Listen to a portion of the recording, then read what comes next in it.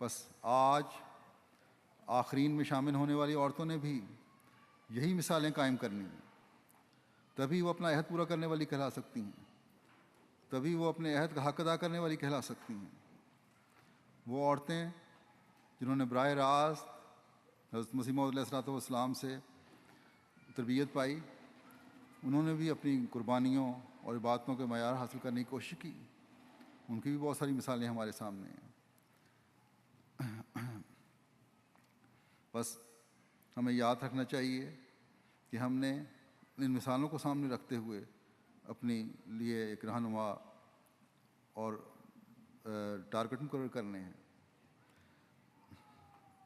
ہمیں یاد رکھنا چاہیے کہ اس زمانے میں پہلے سے بڑھ کر ہمیں اس بارے میں کوشش کی ضرورت ہے۔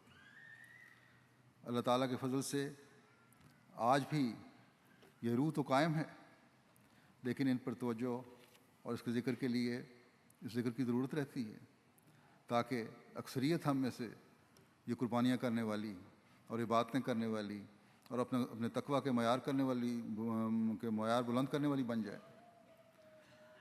کہیں زمانے کے بہاؤ میں بہہ کر، زمانے کی لغویات میں بہہ کر ہماری نسلیں اس روح کو بھول نہ جائیں۔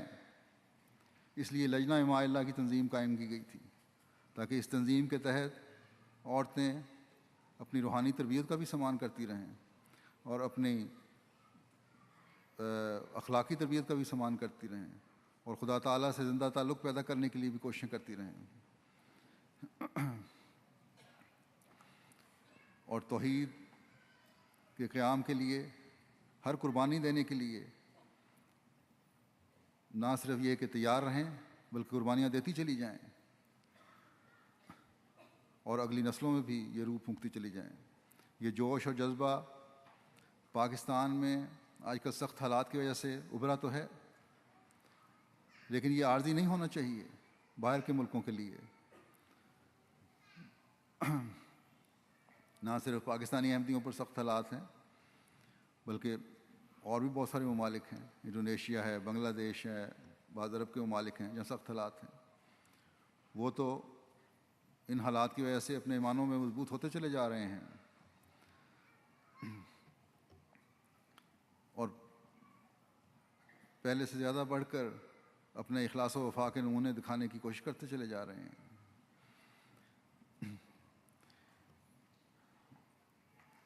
ان لوگوں میں دین میں مضبوطی پیدا ہوئی ہے، دین سے ایک خاص تعلق پیدا ہوا ہے،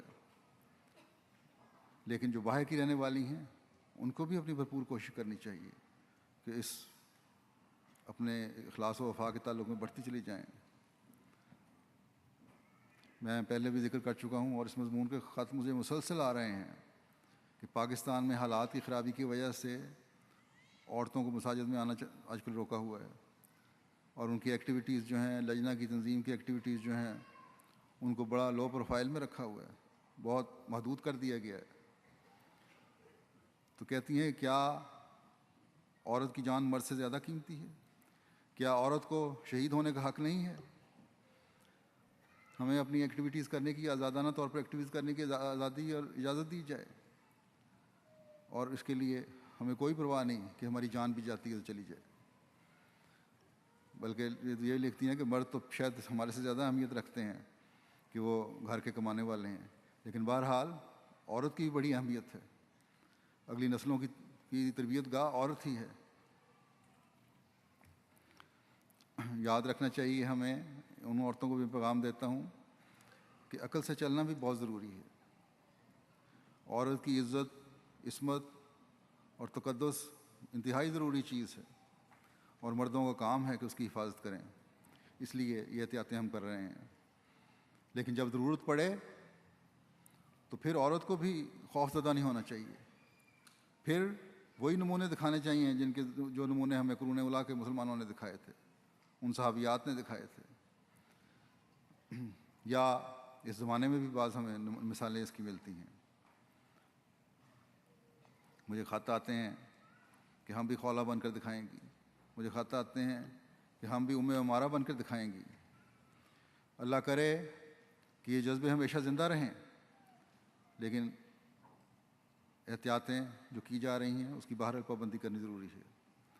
یہاں جو آپ لوگ آزاد رہ رہے ہیں، اپنی اس آزادی کو بھی اس طریق پر استعمال کریں کہ ہر عورت اور ہر لڑکی یہ سمجھے کہ آج اسلام اور آن حضرت صلی اللہ علیہ وسلم کی حفاظت کی ذمہ داری صرف اور صرف میری ہے، اور میں نے اپنی تمام تر صلاحیتوں اور استعدادوں کے ساتھ اس حفاظت کا حق ادا کرنے کی بھرپور کوشش کرنی ہے، اپنے علم اور روحانیت میں اضافہ کرنا ہے، اور اس وقت تک چین سے نہیں بیٹھنا جب تک اسلام کا جھنڈا تمام دنیا پر نہ گاڑ لوں۔ اللہ تعالیٰ ہم سب کو اس کی توفیق عطا فرمائے۔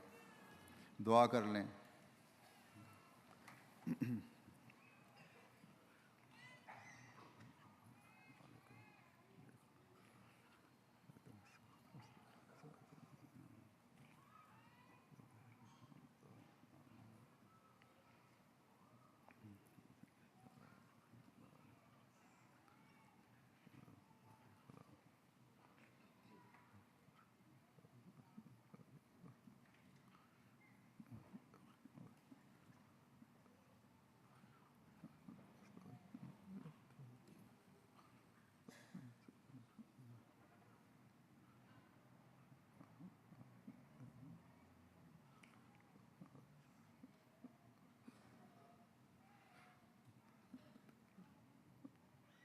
آمین۔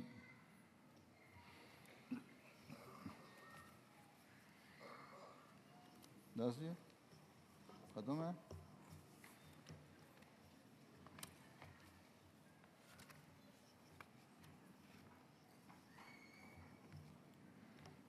السلام علیکم ورحمۃ اللہ۔